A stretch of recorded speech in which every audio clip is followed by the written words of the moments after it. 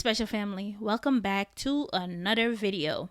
So today we're doing AITA, and it stands for Am I the A-hole? And this is a Reddit forum where people come to vent their frustration, and then people give their opinions about their frustration. So you post your stuff anonymously, and a bunch of people comment on it and give you advice and sometimes drag you. So yeah. So to not make it sound bad, we'll just call it AITA, and it stands for Am I the A-hole? So this Redditor posted, AITA for not accepting my niece's autism as an excuse. So this is her story. Hey all, my friends seem to be divided on this, and one of them suggested this board. So she has a younger sister that's 48 years old, and the sister has a daughter that's 17 years old. The daughter was diagnosed autistic not that long ago. She's always been kind of weird, but now she uses the autism label to justify that. Uh-oh. You already said something wrong there. I've never really gotten along with her because every time I show up, she's extremely cold and withdrawn. Ever since she was a little kid. Since she got her diagnosis, this has gotten worse. To be honest, I think a big part of youth mental health services is turning normal teen or kids' troubles into doctor profits. Huh? While encouraging poor behavior in the kids because they can hide everything they do behind their diagnosis. In my opinion, my sister and her niece are shining examples of that. The other day, my sister had a major work obligation and she asked me to take her to a doctor appointment. I thought I'd take time afterwards to do some bonding. This backfired hard. After the appointment, I told her we'd make one more stop before we went home. I planned to surprise her with a trip to the mall, where I was more than willing to indulge her in some shopping. If someone did this for me when I was her age, I would have been thrilled. When we pulled up, she asked, "Is it okay if I stay in the car?" I looked at her in disbelief and said, "Seriously? This is for you." She said, "I don't like the mall. It's too loud and bright." I said, "Seriously? You're making a fuss over some lights and noise like a little kid?" What the heck? Then she pulled out the autism card, and said she can't help it. I told her that I'd be happy to buy her anything she wants, and she said she preferred to go home. I said that was super ungrateful because I'd already driven her all the way here, which was pretty far. Okay, this lady got issues. Okay, before we go further, let me put this right there. Your niece has autism. She's diagnosed officially. Now you know why she's been acting like that. So you should stop using the word weird. You know she has autism. Let me tell you about my son. Too much noise sets him off. Too much lights sets him off. She's not doing this on purpose. And if you told her you're doing this for her and she explains to you that the light and the noise makes her uneasy, you should have done something about that because they told you beforehand that she had autism. If you wanted to really bond, you would do some research on autism and then see what are the things they like to do, things they don't like to do, and try to find something that will be appropriate for her. Don't go there telling people playing the autism card. It's not a card. That's just what it is. That's just some of the side effects of it. It's not a card. We're just telling you why we show this behavior because of the light and the noise. It's not a card. This is a selfish aunt. All right. She said, and I'm quoting exactly, "Why do I need to make myself uncomfortable to make you happy?" I agree with your niece. I kind of blew up after this because I was so furious. I told her that being autistic is no excuse for acting like a snot. This lady has lost her mind. And that it makes me extremely uncomfortable when she acts like she hates me every time I see her.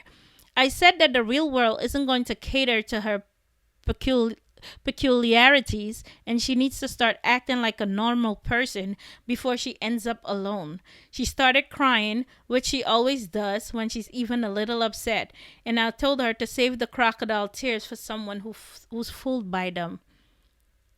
I would never leave my child with her again. This lady has lost her mind. There's no empathy. There's no like. Let's continue. I know I was a little harsh, but I really think it was much needed reality check. I drove her home and dropped her off in silence.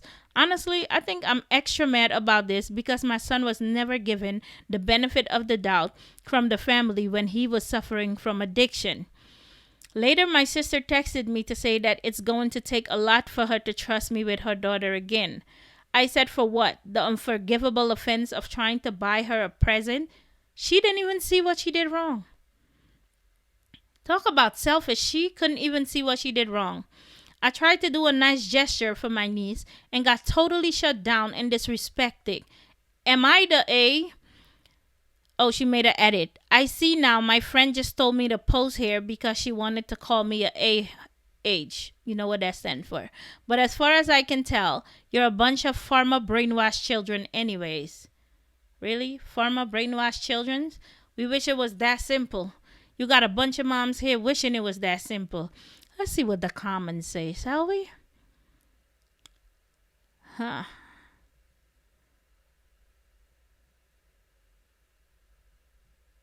Okay. Okay, I don't know what the YTA is. Bright lights and noises are genuinely distressing for many autistic people. Correct. It's called sensory overload. Correct. Also, she's probably cold towards you because you clearly make no effort to find out what she actually enjoys. When you did a kind thing for her, she didn't ask what she likes. You just assumed that all teen girls like shopping, and when it turned out she didn't, you blew up. Just leave the girl alone, okay? I agree with this person. And this person said you were a A. Also, that every teen girl's favorite thing is shopping line is so sexist and cliche. I'm 90% sure you're a male troll. Oh, Lord. Okay, this person said, I'm not autistic and I avoid the malls as much as possible. It smells, is overly bright. There are usually wandering groups of loud, unsupervised teenagers, and it's crowded. It seems the OP, original poster, very much doesn't care what the niece enjoys. It's all about the original poster and the opinions they have of what girls enjoy and should enjoy. Oh, Lord. Oh, guys, look at this response. We'll go through this response, and this will be the last one. Let's see. To be honest, I think a big part of youth mental health services is turning normal teen or kids' troubles into doctor profits while encouraging poor behaviors in the kids because they can hide everything they do behind their diagnosis. In my opinion, my sister and niece are shining examples of this. You're an A. After the appointment, I told her we make one more stop before we went home. That's when she planned a surprise trip to the mall. The guy said, you're a sexist, A. And then when she made the comment about you're making a fuss over some lights and noise like a little kid, then he said, you're an entitled, A. When she said, why do I need to make myself uncomfortable to make you happy? And that she kind of blew up, the person called her an abusive A. And that the sister later said that she won't trust her with her child again. And she said, for what? The unforgivable offense of trying to buy her a present. That makes you a massive A. Stay away from your niece. This person summed it up perfectly.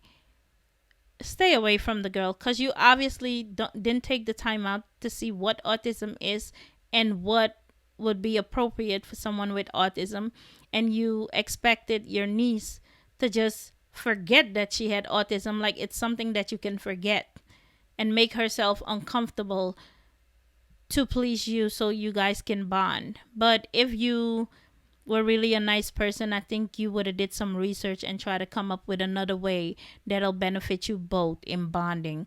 But if you guys have any comment on this story, please link it in the comments below, and I'll catch you in the next video. Bye.